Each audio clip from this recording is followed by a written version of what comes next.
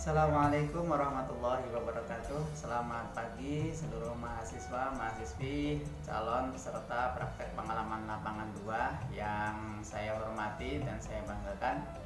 Pada pagi hari ini saya Bapak Fuad Fitriawan akan memberikan tutorial untuk pembelajaran e-learning. Salah satu tutorial yang akan saya berikan pada pagi hari ini yaitu mengenai penggunaan Google Classroom. Google Classroom merupakan salah satu fasilitas yang diberikan oleh Google, ya, dimana fasilitas ini ada di menu pojok kanan atas, ya. Kalian bisa melihat, ya, Classroom nanti berada di bagian pojok kanan atas seperti ini. Di sini nanti akan ada Classroom. Jika di sini kalian tidak menemukan, maka kalian bisa mencarinya melalui searching Google. Nah, syarat-syarat dari penggunaan Google Classroom, ya, salah satunya adalah kalian harus memiliki Google Email. Nah, dengan kalian memiliki Google Email, maka secara otomatis kalian bisa mengakses Google Classroom. Kalian juga bisa mengakses menu-menu atau fitur-fitur lain dari Google, termasuk Gmail, kemudian Google Drive, kemudian My Business, kemudian Google Meet, Google Duo, Google Docs, dan lain sebagainya yang ada di sini banyak, ya. Nah, lalu bagaimana kalau kita belum memiliki email? Maka kalian buat email dulu, ya. Buat email dulu, ya. Di sini umpamanya kalian ini masuk tapi belum punya, maka kalian perlu membuat email di sini, ya. Membuat email melalui buat akun ini nanti bisa untuk diri sendiri, untuk pengelola bisnis. Syarat dari membuat email, kalian harus menyiapkan yang namanya nomor handphone, karena nomor handphone menjadi syarat wajib untuk bisa mengakses email dari Google. Karena setiap pemberitahuan notifikasi itu nanti akan masuk ke nomor handphone ataupun melalui email, seperti itu, ya. Jadi syaratnya itu kalian buat di sini mudah, tidak sulit. Ikuti saja perintahnya, kemudian kalian cukup klik berikutnya dan seterusnya sampai nanti selesai. Nah, ketika email sudah punya, maka kalian bisa langsung mengakses Google Classroom. Nah, bagi calon guru atau bagi mahasiswa-mahasiswa calon peserta PPL itu kan sebagai calon guru, maka kalian akan saya ajarkan untuk pertama kalinya, yaitu bagaimana membuat akun di Google Classroom. Nah, caranya yang pertama yaitu kalian search, yaitu Classroom. Nah, setelah Classroom akan muncul seperti ini. Ini Google Classroom. Kalian klik, ya, Google Classroom. Nah, ketika kalian sudah memiliki email, maka akan muncul laman seperti ini. Ini mohon maaf, ini adalah laman punya saya yang sudah saya gunakan sekitar 3 semester ini untuk membimbing mahasiswa. Jadi ini kelas-kelas yang sudah saya buat. Lalu kalau baru bagaimana? Berarti kalau baru form di sini belum ada, ya, form di sini belum ada. Kemudian kalian buat kelas di sini. Caranya bagaimana? Mudah saja, ini ada tanda plus, ya. Nah, ada 2 menu di sini, di plus ini, yaitu gabung ke kelas atau buat kelas. Kalau kalian sebagai calon guru itu adalah buat kelas. Klik buat kelas, ya. Kemudian dibaca ini, ya. Nah, setelah itu diklik, ya, kemudian lanjutkan. Nah, nama kelas diisi, katakanlah kelas umpamanya kelas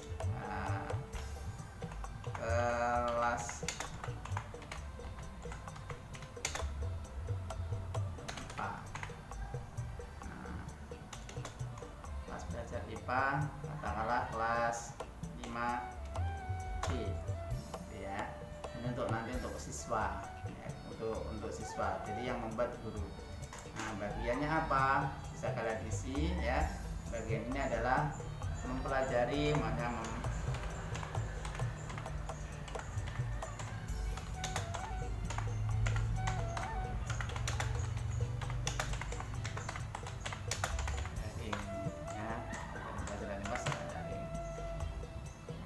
pelajarannya apa?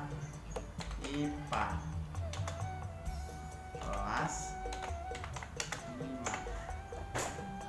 Uangnya bisa kalian tulis, bisa tidak ya, bisa ditulis bisa tidak. Kemudian setelah itu dibuat, atau ruang kelas ini bisa dituliskan ya, katakanlah ruang kelas H1 semacam itu misal. Kita buat.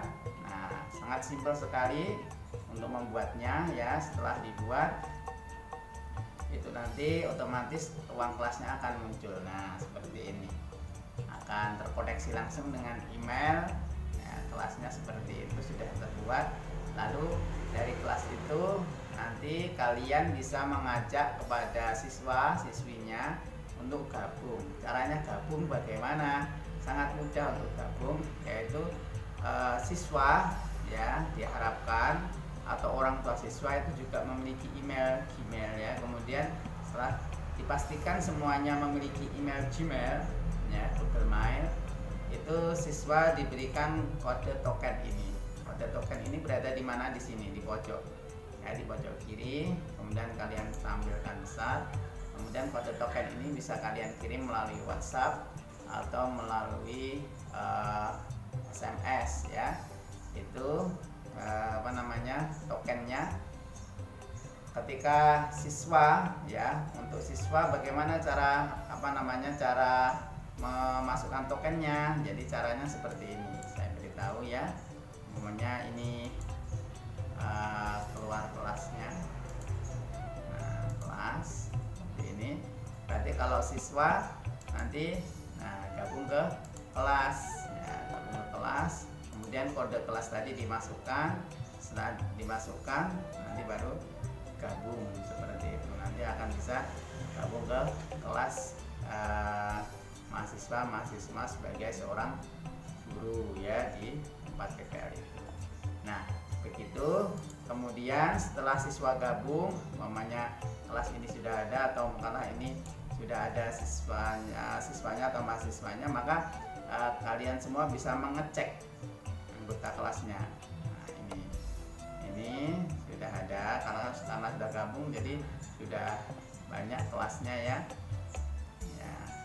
Kemudian setelah siswanya sudah masuk, maka yang akan kita lakukan berikutnya adalah memanfaatkan ruang kelas Google Classroom ini untuk proses pembelajaran ya. Ya, pembelajarannya bagaimana? Cukup mudah, Bapak Ibu guru atau calon guru, kalian semua bisa memberikan kolom komentar atau memberikan komentar pada kolom komentar ini. Nanti kemudian setelah diberikan nanti diposting. Seperti ini contohnya ya, yang sudah saya buat. Nah, ini contohnya yang sudah saya buat. Nah, ini jadinya nanti seperti ini ya. Setelah itu, setelah kita buat materinya, nanti kita bisa menambahkan lampiran materinya, bisa dalam bentuk file ya, biasanya file apapun ya, sebesar apapun bisa ditampung oleh Google Classroom ini. Jadi tidak ada batasan untuk berapa megabyte gitu ya. Jadi bisa cukup besar. Kalian bisa melampirkan apapun di sini, mulai dari video, file Microsoft Word, PowerPoint, dan gambar atau lain sebagainya bisa ya. Kemudian selain file, kalian bisa juga ketika memiliki file yang sudah diupload di Google Drive kalian masing-masing, bisa kalian klik di sini untuk diambil dari Google Drive masing-masing ya. Kemudian dimasukkan di sini, nanti akan linknya masuk di sini. Kemudian bisa link juga, link apapun ya, link apapun mulai dari website manapun ya, bisa kalian lampirkan di sini dengan cara copy paste. Kemudian juga bisa kalian YouTube. Kalau YouTube ya, YouTube apapun yang ada di YouTube, linknya bisa kalian lampirkan di sini. Ya, kalau file seperti biasanya ya seperti ini. Kemudian filenya ya dari apa namanya, dari apapun bisa kita upload ya, dicari di sini di upload ini ya, kita cari kemudian kita masukkan seperti ini. Nanti akan masuk seperti ini ya. Itu apa namanya, caranya upload. Nah, sudah masuk ya, otomatis sudah masuk. Kalau kita mau menambahkan dari video di YouTube bagaimana ya, kita klik YouTube. Nah, seperti itu. Terus kemudian kita klik di sini searching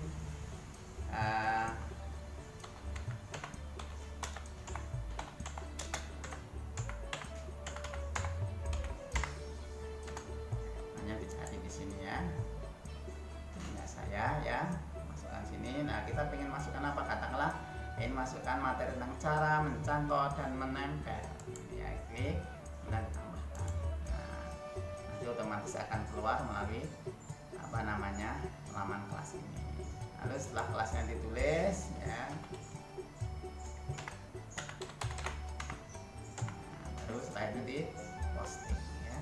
Postingnya bisa apa namanya, langsung diposting, bisa dijadwalkan, bisa disimpan di dalam draft ketika umpamanya materinya belum selesai. Yang dijadwalkan itu artinya apa? Jadwal materi ini akan muncul pada jadwal yang sudah kita buat ya, seperti itu. Nah, kalau posting berarti nanti langsung akan diposting. Kemudian kelebihannya apa? Kelebihannya ini nanti akan ada notifikasi di email siswa masing-masing ya, akan notifikasi di sini. Nah, itu ya. Kemudian bagaimana dengan bentuk penugasan ya, atau ulangan? Itu caranya bagaimana? Nah, caranya sangat mudah, kita ganti ke menu yang sebelahnya yaitu tugas kelas.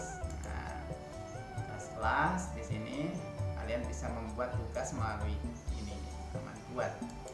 Nah, tugasnya dibuat. Nah, tugasnya apa? Katakanlah membuat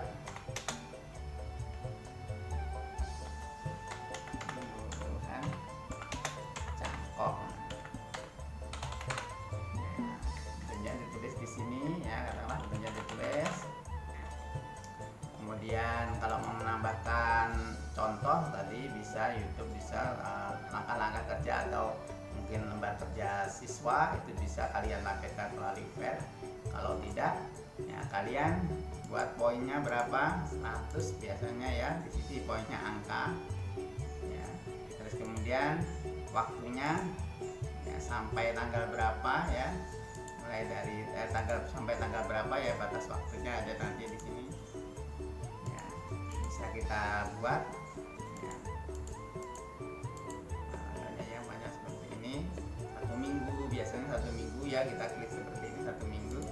Dan setelah itu nanti topiknya kita buat topik.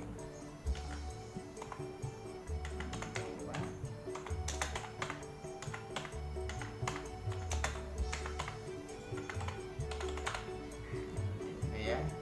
Kalau perlu rubrik, kalau nggak perlu rubrik ya nggak usah dibuat rubrik ya.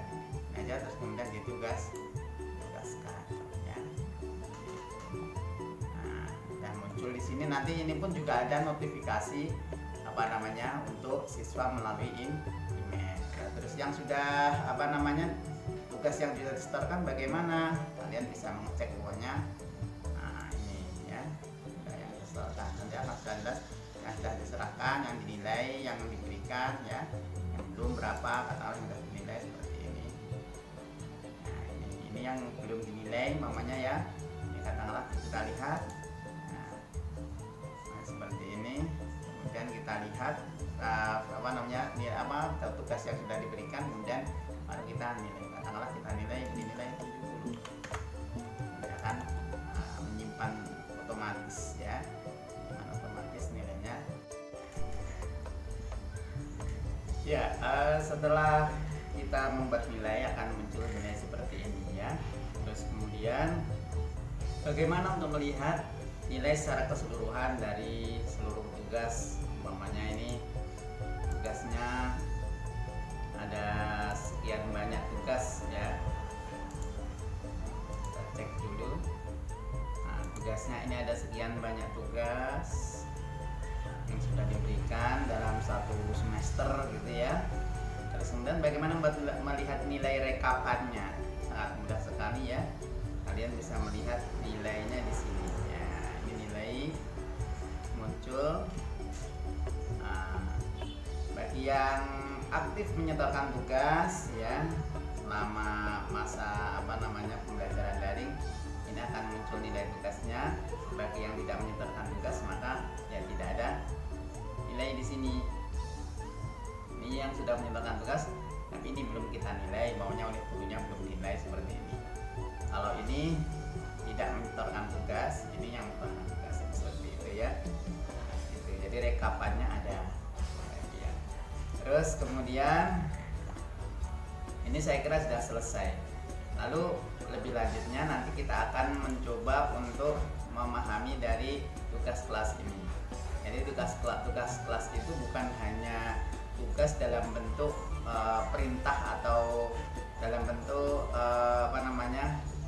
himbauan saja kepada siswa atau mahasiswa, tapi tugas bisa dalam bentuk kuis, ya, bisa dalam pertanyaan, ya, bisa dari materi pelajaran, gitu ya, dan juga bisa mengambil dari postingan yang sudah ada, gitu ya.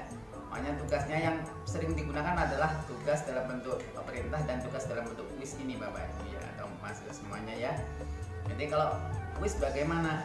Berarti ya otomatis nanti kita coba klik kuis, kemudian kuis itu akan terintegrasi dengan Google Form atau Google Formulir. Nah, bagaimana cara penggunaan Google Formulir? Ini akan saya jelaskan pada pertemuan berikutnya. Terima kasih, mungkin itu saja yang bisa saya sampaikan dari tutorial Google Classroom. Untuk berikutnya akan kita jelaskan lebih lanjut mengenai Google Form.